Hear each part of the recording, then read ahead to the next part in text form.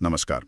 आज हम सूत जी द्वारा बताए गए शिव पुराण की कुछ गहरी बातों पर चर्चा करेंगे। जी। हमारे स्रोतों के अनुसार ये पुराण कहते हैं तीनों लोकों के लिए हितकारी है और इसे वेदांत का सार भी कहा गया है। हाँ, बिल्कुल। तो चलिए समझते हैं कि इसमें खास क्या है। बिल्कुल। इसमें सबसे पहली दिलचस्प बात तो यही है कि इसे वेदों के बराबर महत्व दिया गया है। अच्छा, वेदों के बराबर? हाँ, कहा जाता है कि ये कलयुग मतलब जो आज का समय है उसके पापों को नष्ट करने की क्षमता रखता है। ये तो बहुत अहम बात है। जी। और साथ ही ये जीवन के 4 मुख्य लक्ष्य हैं ना, धर्म, अर्थ, काम और मोक्ष। हाँ, चारों पुरुषार्थ। हाँ, उनको पाने में मदद करता है।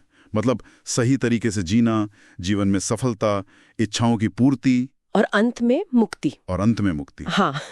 इन सब का मार्गदर्शन इसमें मिलता है, ऐसा कहते हैं। ये भी जानना काफी रोचक है कि इसे सबसे पहले स्वयं भगवान शिव ने रचा था। जी। और सुनने में आया कि मूल रूप में ये बहुत ही बड़ा था, मतलब करीब 1 लाख श्लोक। हाँ, ये सचमुच हैरान करने वाला आंकड़ा है। 1 लाख श्लोक। आजकल की किताबों से तो कहीं ज्यादा। बिल्कुल। बाद में जैसा कि स्रोत बताते हैं, महर्षि व्यास ने इसे संक्षिप्त किया। अच्छा, व्यास जी ने? हाँ, उन्होंने इसे 24,000 श्लोकों में समेटा। 24,000 फिर भी बहुत है। हाँ, काफी है। जरा सोचिए क्या रखा होगा, क्या हटाया होगा। इस संक्षिप्त रूप में 7 संहिताएं हैं, मतलब 7 मुख्य खंड। 7 खंड? हाँ। कौन कौन से? विदेश्वर, रुद्र, शत्रुद्र, कोटिरुद्र, उमा, कैलाश और वायव्य।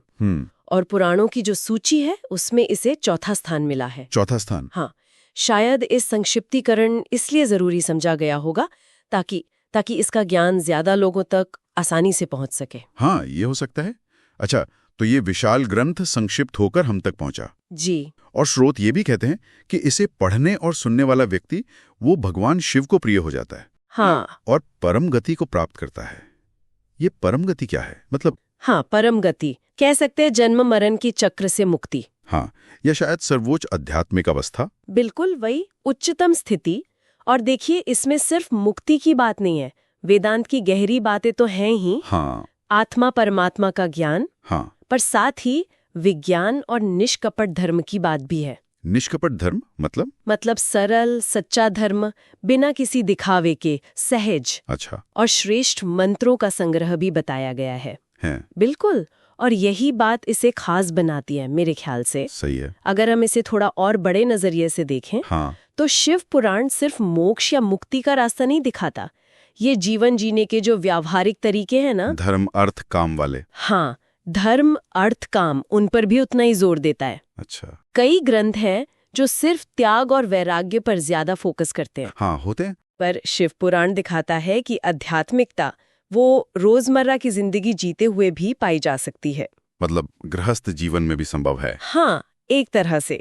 इसीलिए शायद स्रोतों में से सभी पुराणों में श्रेष्ठ कहा गया है, खासकर उनके लिए जिनका मन साफ है, जिनका अंतःकरण शुद्ध है। हाँ, ईर्ष्या या द्वेष से रहित निष्कपट धर्म का शायद यही मतलब है, बिना किसी जटिलता के सहज रूप से धार्मिक जीवन जीना। तो कुल मिलाकर शिव पुराण एक ऐसा ग्रंथ है जो भले ही संक्षिप्त कर दिया गया हो, लेकिन अपने ज्ञान में अत्यंत गहरा है। हाँ, बहुत गहरा। इसे वेदों जितना ही महत्वपूर्ण माना गया है। और ये दुनिया में कैसे जिएं और दुनिया से परे कैसे जाएं, हाँ, दोनों का रास्ता दिखाता है। बिल्कुल सही कहा। जीवन और मुक्ति दोनों का मार्गदर्शन।